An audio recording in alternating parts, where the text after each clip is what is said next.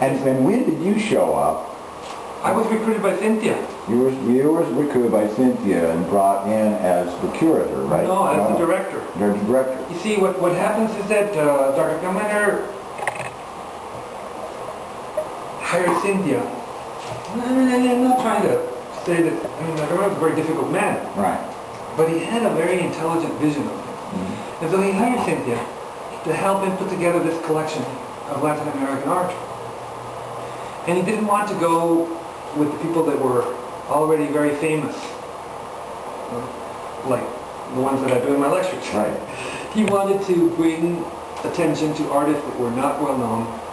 And so what he did is that he and Cynthia, in a tiny little airplane, visited all the Latin American countries and collected some of the finest art.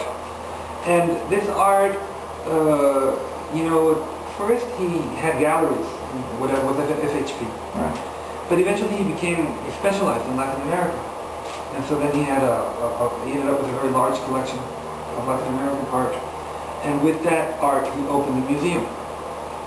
But it was always this vision of art as a way of making people feel better, integrating them. Sadly, Dr. Gilminer's idea of creating a new healthcare system ended badly because he became too good for his own good. At one point, FHP had 600,000 patients, but it became a threat to the medical establishment, and it became a threat to the interests in medicine that want to keep the status quo. And so they bought him out. They bought him out, and so he lost control of his company, what he had kept was the art collection. And so then he focused on building in the same grounds where once were FHP, the Museum of Latin American Art. So there is an intimate connection, and I feel very proud that I met him and I was part of this effort. I used to work in the Embassy of Mexico at the time, in the Consulate of Mexico. Okay. And I was here working in the consulate, and I had been invited to some of the early functions of the museum. And then... what year was that about? It must have been about 98, 97. I came here in 96. Probably 96. And you grew up in Mexico? Yeah, I was born in Mexico. I grew up in Mexico. What part? ¿Qué parte? Mexico City. Though my mom, my early childhood I spent between New York and Mexico. My mom was a choreographer. And so she worked in New York City Valley with George Balanchine back and forth until she established her company in Mexico. Wow. And so then I came here as a diplomat, first in Washington and then in Los Angeles. And here in LA, I was present at the moment when this museum was opened, when it was inaugurated. And then I got, one of those strange phone calls that you get when you work in an embassy of Mexico, which is this kind of almost irreconcilable differences between the U.S. and Mexico in terms of their conception of time. And the reason that people, I think, don't work more together is that the conception of time is completely different. Here in the U.S., everybody has the obsession of planning ahead. In Mexico, people solve, improvise, have much more, And these two ways of working are almost impossible to reconcile, Because here you talk to a museum and they're thinking of 5-6 years. In Mexico, you speak to the projects and they happen much more in a shorter term, And so I had one of those problems, or opportunities, if you want to call them. I was offered a big exhibit of Diego Rivera. And I was told, we have this great exhibit of Diego Rivera. It's all paid. You have this wonderful oils and all that. If you want it, you can be sent to you. When?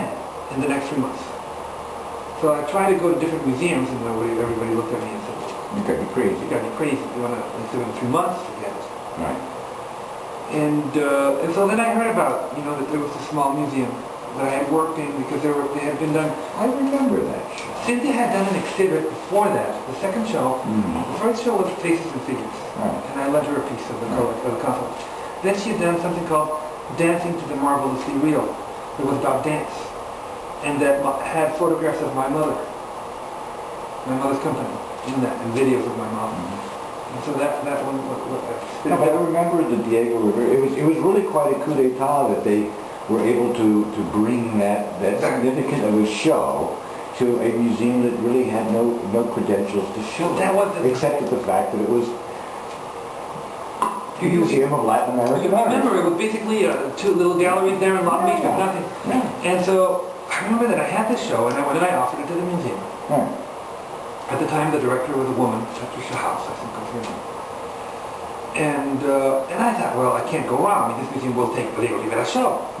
But to my amazement, in the function, the lady that was responsible stood up and announced another show. Our next show will be such and such. I remember I was furious.